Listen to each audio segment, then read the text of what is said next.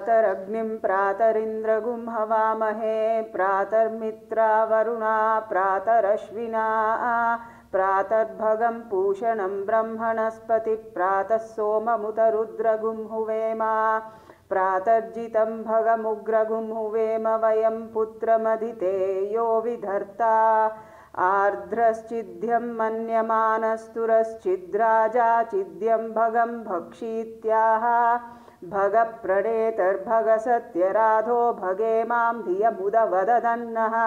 भगप्रणो जनयगोभिरश्वैर्भगप्रणभिर्नृवन्तः स्यामा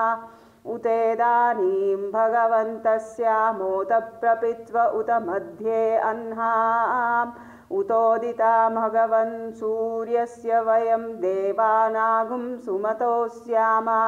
भग एव भगवागुम् अस्तु देवास्तेन वयं भगवन्तः स्यामा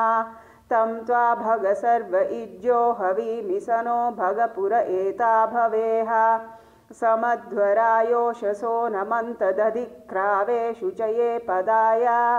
अर्वाचीनं वसुविदं भगन्नो रथमिव वाश्ववाजिन आवहन्तु अश्वावतीर्गोमतीर्न उषासो वीरवती सधमुच्चन्तु भद्राः घृतं दुहाना विश्वतः प्रपीना यूयं पात स्वस्तिभिः सदा नः यो मा आग्ने भागिनं सन्तमता भागं चिकीर्षति अभागमग्ने तं कुरु मामग्ने भागिनं कुरु ॐ शान्ति शान्ति शान्तिः।